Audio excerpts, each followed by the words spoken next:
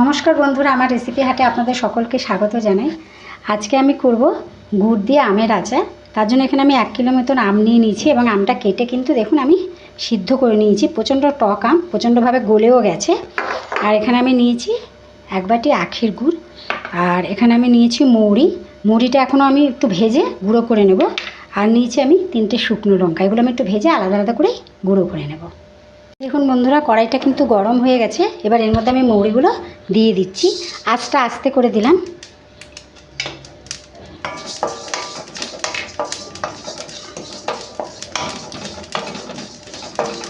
খুব বেশি ভাজবো না, অল্প করে ভেজে নেব।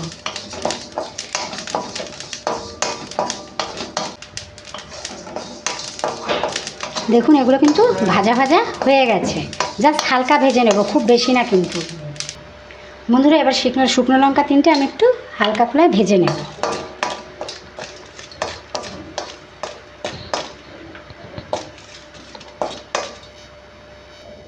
দেখুন বন্ধুরা, আমার শুকনো লঙ্কাগুলো কিন্তু ভাজা হয়ে গেছে। এবার এগুলোকে গুঁড়ো করে নেব। দেখুন বন্ধুরা, আমি শুকনো লঙ্কাটা ভেজে গুঁড়ো করে নিয়েছি। খুব বেশি গুঁড়ো করিনি, একটু হালকা গোটা গোটা মতন আছে। আর আমি মৌরিটা এই যে ভেজে এতটা গুঁড়ো করে নিয়েছি। এবার আমি শুরু করছি আচারটা।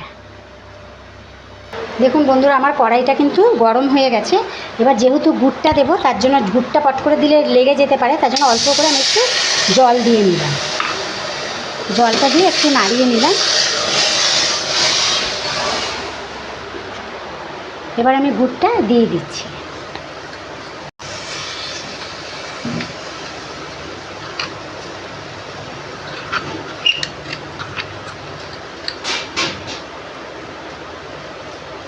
বন্ধুরা দেখুন, এটা কিন্তু বলতে আমি এমনি গুড়টাকে কুড়িয়েই নিয়েছিলাম, ওই জন্য চট করে ঘুরে যাচ্ছে। বাইরে কিন্তু প্রচণ্ড বৃষ্টি হচ্ছে বন্ধুরা, প্রচণ্ড বৃষ্টি হচ্ছে। হয়তো আওয়াজটা আপনারা একটু কম শুনতে পারবেন আমার। আমি আঁচটা কমিয়ে রেখেছিলাম, এবার বাড়িয়ে দিলাম।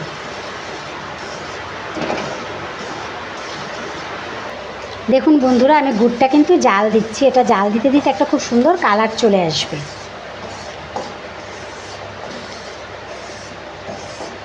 তারপর আমি আমটা দেব। খুব সহজেই হয়ে যায়, বেশি কিছু লাগে না। বন্ধুরা, গুড়টা কিন্তু খুব সুন্দর একটা রং এসে গেছে। এবার এর মধ্যে আমি আমটা দিয়ে দেব। আমি এবার আমটা এর মধ্যে দিয়ে দিচ্ছি। এবার আমি আমটার সঙ্গে ভালো করে গুড়টার সঙ্গে আমটা ভালো করে মিশিয়ে নিচ্ছি। আঁচটা কিন্তু খুব একদম ধিমি করে দিয়েছি, খুব বেশি আর দিইনি।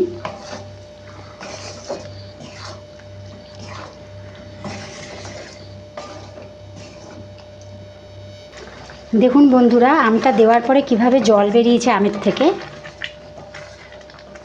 এবার এটাকে ফুটাতে হবে, তারপরে আস্তে আস্তে এটা ঘন হয়ে যাবে। আঁচটা আমি বাড়িয়ে দিয়েছি।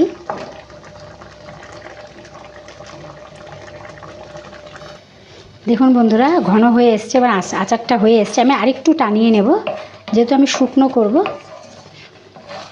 আমগুলোকে একটুখানি গালিয়ে গালিয়ে দিয়েছি।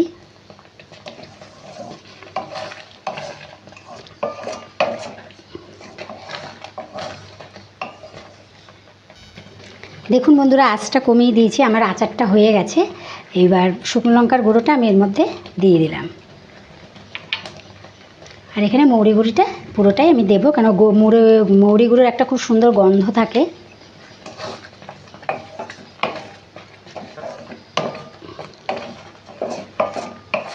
আচারটা কিন্তু বেশ একটু জেলি জেলি মতন হলো। এটা খেতে ভীষণই ভালো লাগে।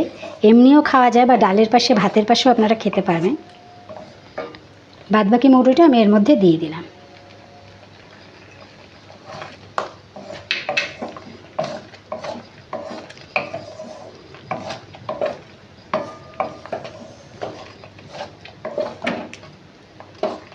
আমার আচারটা কিন্তু রেডি হয়ে গেছে। এবার আমি গ্যাসটা বন্ধ করে দিচ্ছি। দেখুন, আমের আচারটা কিন্তু বন্ধুরা রেডি হয়ে গেছে।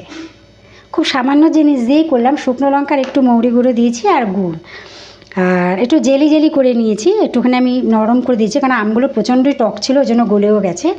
তা আপনাদের রেসিপিটা কেমন লাগলো অবশ্যই আমাকে আপনারা কমেন্ট করে জানাবেন। আর অবশ্যই আমার চ্যানেলটাকে লাইক শেয়ার সাবস্ক্রাইব করবেন, কারণ আপনাদের সাপোর্ট অবশ্যই আমার দরকার।